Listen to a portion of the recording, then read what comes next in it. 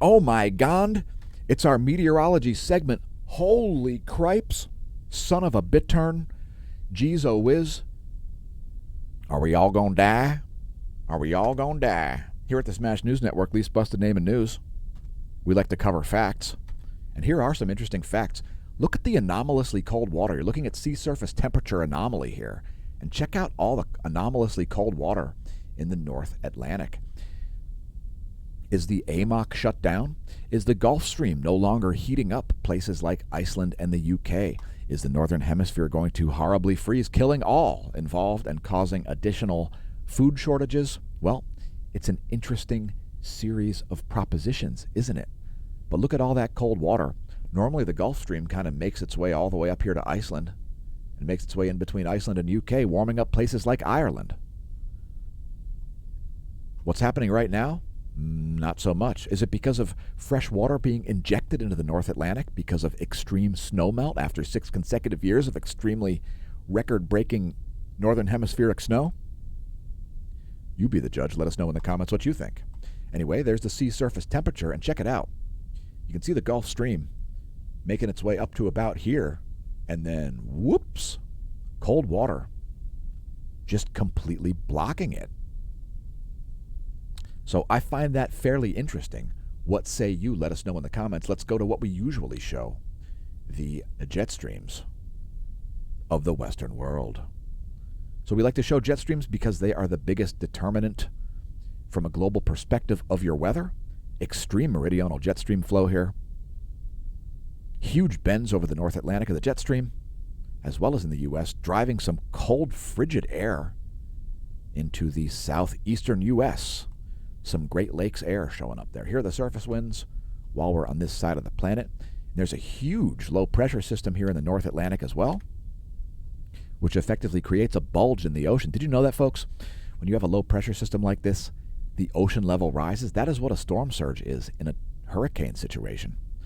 It's not just from the wind, it's also from the ocean getting taller because of less air pressure pressing it down. Yeah, it's true. It sounds strange, but that's the way it works. That's the physics, folks.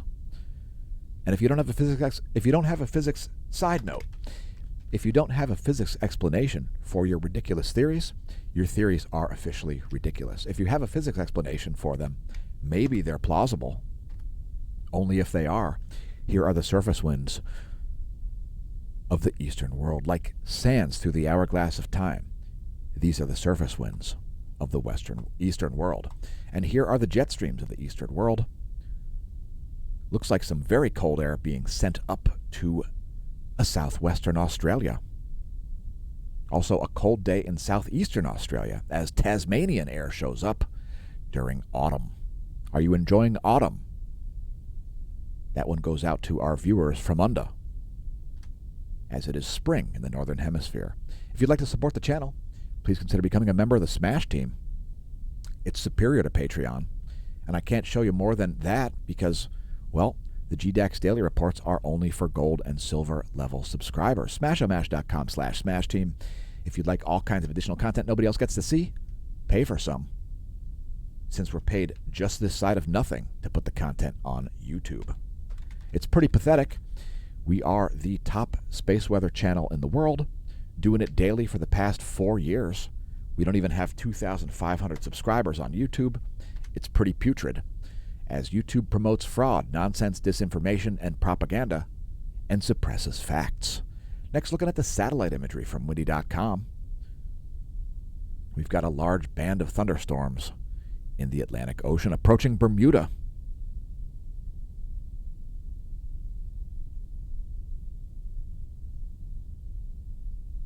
Did you know that Bermuda is actually the one tip of the Bermuda Triangle? It's like something like this.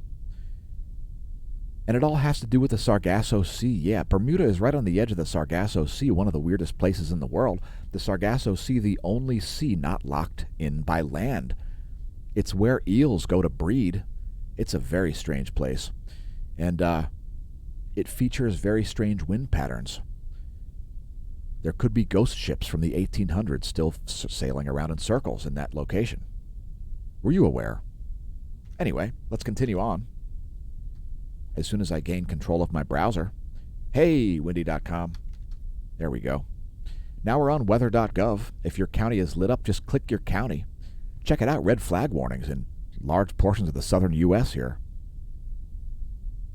And freeze warnings, once again, in southern Iowa, Illinois, large portions of Kansas, Oklahoma, and Arkansas. Also some freeze warnings in the Carolinas and Tennessee. Now, here's that band of thunderstorms we talked about earlier, making their way toward Newfoundland, it looks like. Also some anomalous data showing up here. Is that some kind of sprite activity happening? Or is it maybe charging hazards on satellites? The fact is we don't know, but that's your GOES lightning mapper. Let's look at a real-time lightning map. So yeah, some significant lightning here in the North Atlantic. Also around northeastern Italy, some lightning happening. I like to use lightningmaps.org when I hear thunder. And let's take a look at the snow situation. So we've seen our 6th consecutive year of record-breaking snow in the Northern Hemisphere. There's the snow water equivalent, and you can see it's like 2 standard deviations above normal. The blue lines represent plus or minus 1 standard deviation. You can see how high that is. We can expect some flooding from meltwaters once again this year. So the snow extent right in the middle of the range there, but the snow mass equivalent was very, very high, now just at 1 standard deviation above normal. The last 6 years have been enough to move the entire graph. This actually needs to be reformulated here because the 1982 to 2012 statistics should be higher as a result of the past 6 snow seasons in the Northern Hemisphere. So speaking of snow, here's the next 3 days. It's the GFS forecast for positive snow depth change. Now, we don't show forecasts out beyond 3 days typically on the channel because they tend to be nonsense. And of course, on YouTube, we see plenty of nonsense videos. We promote facts, not propaganda, not disinformation, not fear-mongering.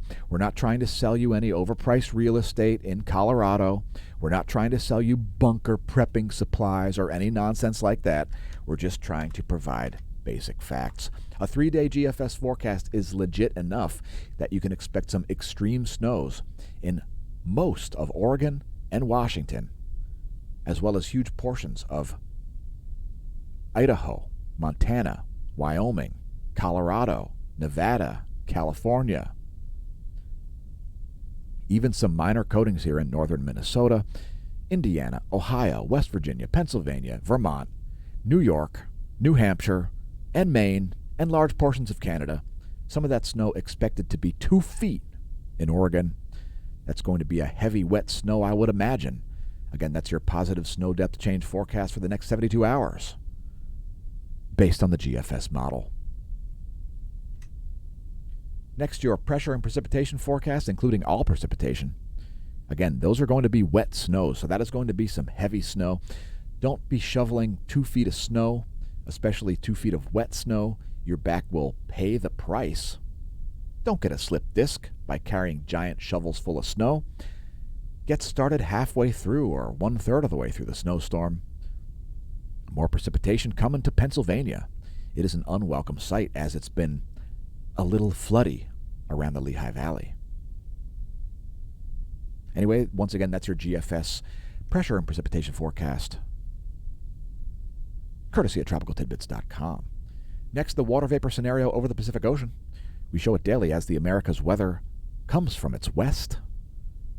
And this is what's going on in terms of water vapor. It'll show you upper level currents.